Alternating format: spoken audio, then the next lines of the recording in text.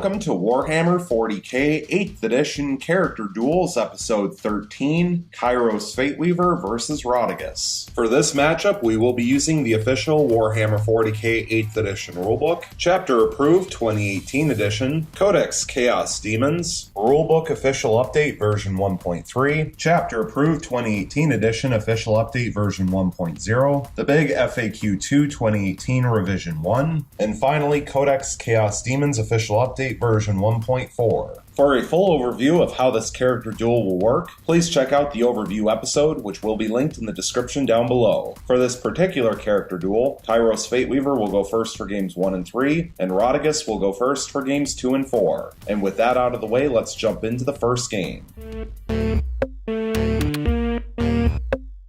Going into the movement phase, Kairos Fateweaver will remain still. Going into the psychic phase, he will attempt to manifest Gaze of Fate, and then he will attempt to manifest both Smite and Bolt of Change onto Rotigus. Beginning with Gaze of Fate, which has a warp charge value of 6. Rolling a 10, getting to add 2 thanks to his psychic test bonus, so it will pass with a 12. Which means that Rotigus will be unable to deny the witch. If manifested, you can reroll a single die roll later during your turn. Now for Smite, which has a warp charge value of 5, and it will pass with a 7, thanks to +2 from the psychic test bonus. Rotigus will attempt to deny the witch, and he will successfully do so with an 8, so Smite will fail to go off. Now for Bolt of Change, which has a warp charge value of 8, and it will fail with a 5, thanks to +2 from the psychic test bonus. However, Kairos Fateweaver will use his 1 die reroll, thanks to Gaze of Fate, to reroll the 1. And here's the reroll, still failing with a 6, thanks to +2 from the psychic test bonus. Going into the shooting phase, Kairos Fateweaver has no shooting attacks. Going into the assault phase, he will declare charge against Rotigus. And Rotigus will overwatch with his streams of brackish filth, 2 d6 shots, getting 8 shots. This weapon automatically hits the target, so 8 hits. Strength 7 versus Toughness 7 means wounding on 4s rerolling thanks to itself, hitting 6 wounds and 2 rerolls. And here's the 2 rerolls.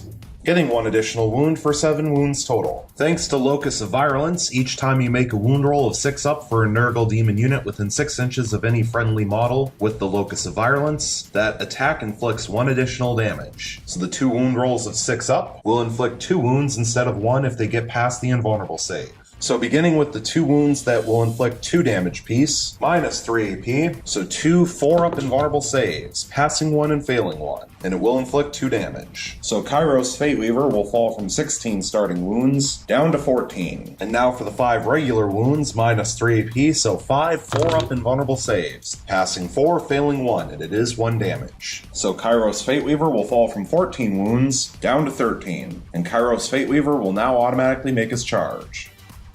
Going into the fight phase, he will begin by placing all of his attacks onto Rotigus. But first, we need to resolve Locus of Trickery. Roll 2 dice at the start of each fight phase and discard the highest result. Until the end of that phase, each time your opponent targets a Tzeentch demon unit within 6 inches of a friendly model with the Locus of Trickery and makes a hit roll that after rerolls but before modifiers matches your remaining dice result, that hit roll fails. So rolling 2 dice, discarding the highest, so hit rolls of 4 will not count. And Kairos Fateweaver has 5 attacks base with the Staff of Tomorrow, hitting on 3s, and that's pretty bad.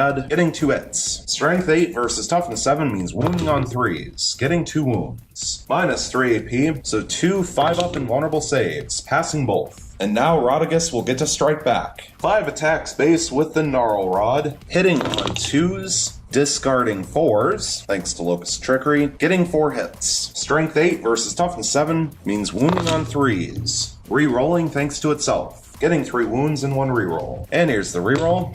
Getting a 4th wound, and of course the 6 will activate Locus of Virulence, and be worth 1 additional damage. So beginning with the 1 Locus of Virulence wound, -2 AP, so 1 4-up invulnerable save, which passes. And now the 3 regular wounds, -2 AP, so 3 4-up invulnerable saves, passing 2, failing 1, and it is 3 damage. So Kairos Fateweaver will fall from 13 wounds down to 10. And now Rotigus will get to attack with his Fanged Maw, D6 additional attacks, getting 1 additional attack, hitting on a 2, discarding 4s, failing to hit. Finally, Rotigus will get to attack with his Attendant's Claws and teeth, D6 additional attacks, getting 5 additional attacks, hitting on 2s, discarding 4s, getting 2 hits. Strength 2 versus Toughness 7 means wounding on 6s, rerolling 1s, failing to wound, getting 1 reroll, and here's the reroll, still failing to wound. Going into the morale phase, there are no morale checks to take.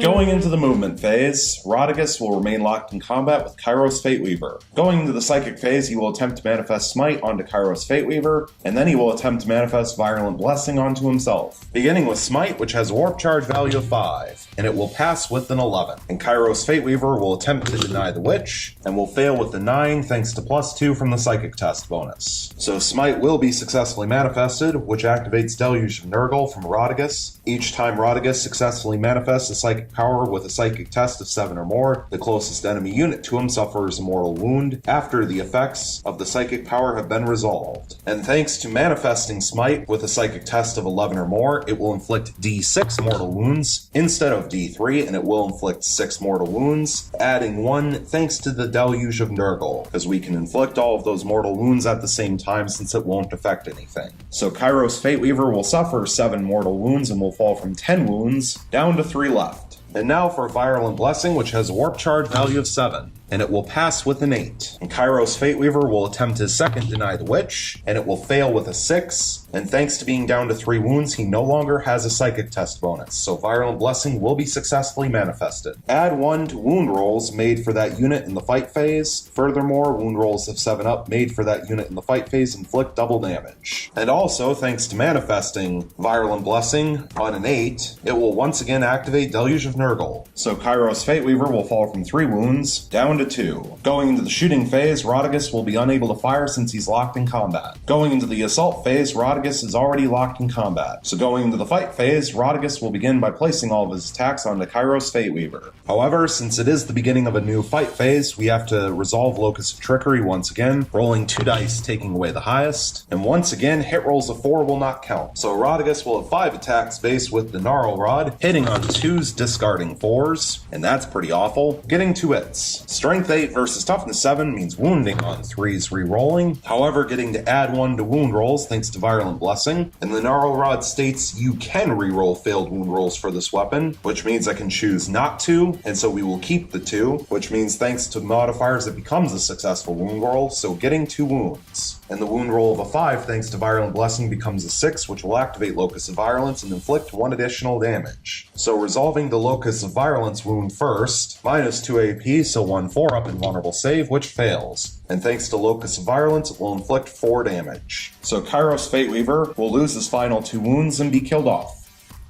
which means that Rotigus will win game 1. So we will now reset and go into game 2.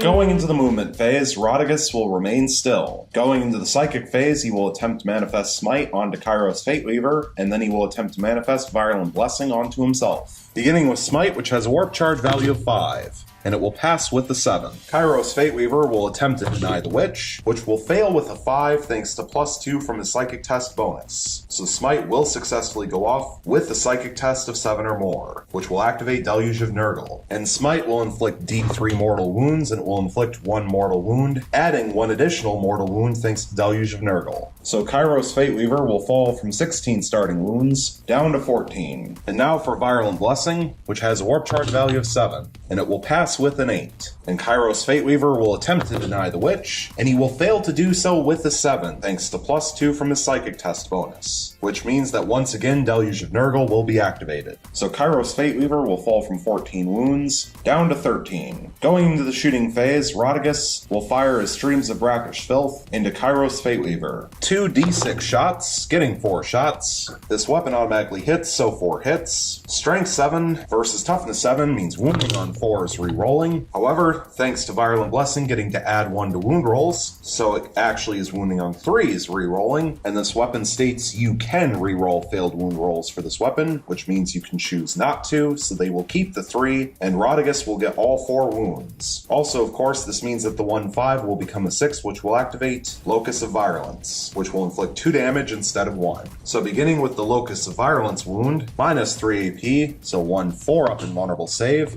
which will fail and inflict 2 damage. So Kairos Fateweaver will fall from 13 wounds down to 11. And now for the 3 regular wounds, minus 3 AP, so 3 4-up invulnerable saves, passing 1 but failing 2, and they are 1 damage piece for 2 damage total. So Kairos Fateweaver will fall from 11 wounds down to 9. Going into the assault phase, Rotigus will declare a charge on a Kairos Fateweaver. Kairos Fateweaver has no overwatch, so Rotigus will automatically make his charge. And now we need to resolve Crushing Bulk. Roll a d6 at the end of your charge phase if Rotigus made a successful charge during that phase. On a 4-up, you can select one enemy unit within 1 inch of Rotigus to suffer a mortal wound. So rolling a d6, looking for a 4-up, and it fails. So going into the fight phase, we will begin with Rotigus placing all of his attacks onto Kairos Fateweaver. But first, we need to resolve Locus of Trickery for Kairos Fateweaver, rolling 2 dice, taking away the highest, and hit rolls of 1 will not count. So beginning with 5 attacks base with the Gnarl Rod, hitting on 2s, getting 4 hits. Strength 8 versus Toughness 7 means wounding on 3s. Rerolling fails thanks to itself, however getting to add 1 to wound rolls thanks to Virulent Blessing, so wounding on 2s rerolling, getting 2 wounds, 2 rerolls. And here's the rerolls, getting 1 additional wound for 3 wounds total. And this will be slightly complicated. The wound roll of a 2 will inflict normal damage if it goes through. The wound roll of a 5 will activate Locus of Virulence thanks to +1 from Virulent Blessing, so it will inflict normal damage +1. And then the wound roll of a 6 becomes a 7 thanks to Virulent Blessing, which will activate both the bonus from Virulent Blessing and Locus of Virulence. The wound roll of a 6 will be double damage +1. So beginning with the normal damage wound, minus 2 AP, so 1 4-up invulnerable save, which fails and will inflict 3 damage. So Kairos Fateweaver will fall from 9 wounds down to 6. The second wound we will resolve will be the double damage +1, meaning the wound roll of a 6 that became a 7, minus 2 AP, so 1 4-up invulnerable save, which fails, and so that will inflict 7 damage. So Kairos Fateweaver will lose his final 6 wounds and be killed off, which means that Rotigus will win Game 2. So we will now reset and go into Game 3.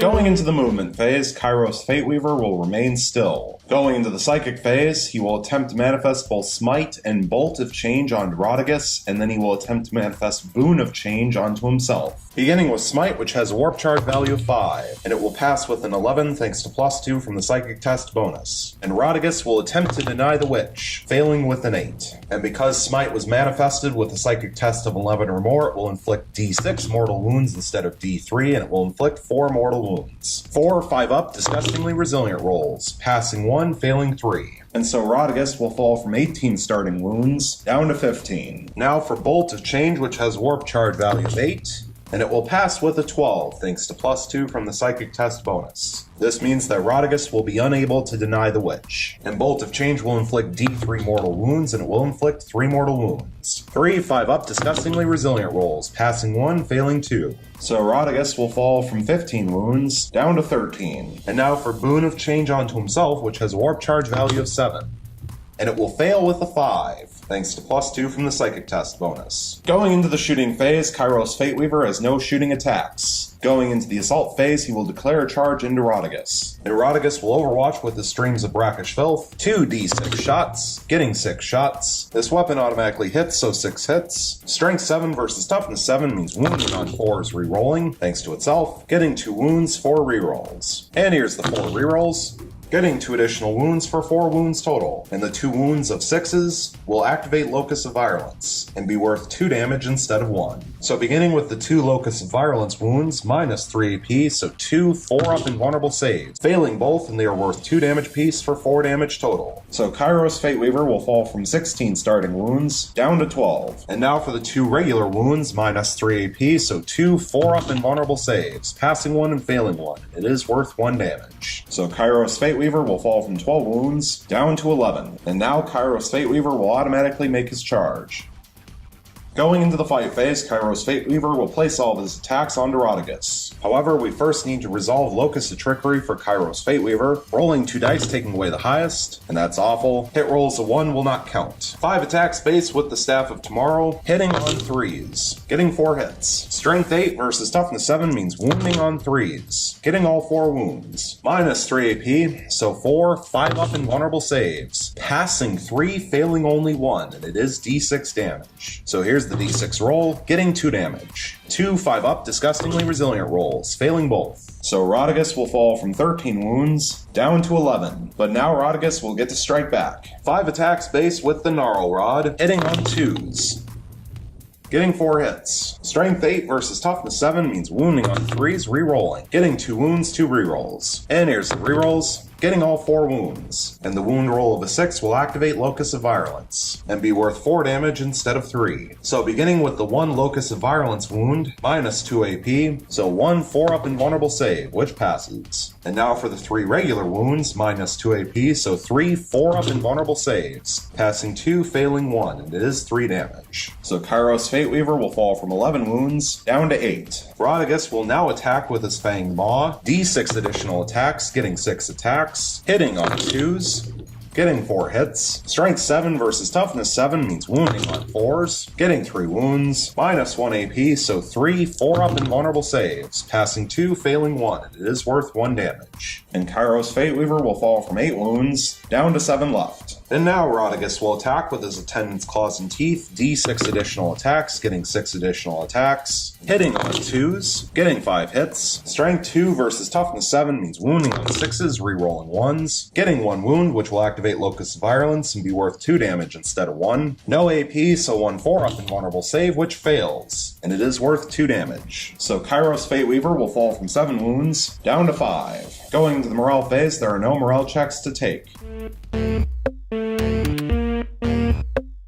Going into the movement phase, Rotigus will remain locked in combat with Kairos Fateweaver. Going into the psychic phase, he will attempt to manifest Smite onto Kairos Fateweaver, and then he will attempt to manifest Virulent Blessing onto himself. Beginning with Smite, which has a warp charge value of 5, and it will pass with a 10. Kairos Fateweaver will attempt to deny the Witch, and he will fail with a 9, adding only 1 thanks to a psychic test bonus, thanks to being down to 5 wounds. So Smite will successfully go off with a psychic test of 7 or more, which will activate Deluge of Nurgle. And Smite will inflict D3 mortal wounds, inflicting 2 mortal wounds, adding 1 thanks to Deluge of Nurgle. So Kairos Fateweaver will fall from 5 wounds down to 2 left. And because Kairos Fateweaver is now down to only 2 wounds, Rotigus will change his second psychic power to be Streams of Corruption. So instead of attempting to manifest Virulent Blessing onto himself, Rotigus will instead attempt to manifest Streams of Corruption onto Kairos Fateweaver. And Stream of Corruption has a warp charge value of 5, and it will pass with the 10. Kairos Fateweaver will attempt to deny the Witch, failing with a 6, no longer getting a psychic test bonus thanks to being down to 2 wounds. If manifested, the closest enemy unit within 7 inches of the Psyker and visible to it suffers D3 mortal wounds if it has fewer than 10 models, or D6 mortal wounds if it is 10 or more models. So D3 mortal wounds, inflicting 2 mortal wounds, adding 1 thanks to activating Deluge of Nurgle, for 3 mortal wounds total. So Kairos Fateweaver will lose his final 2 wounds and be killed off,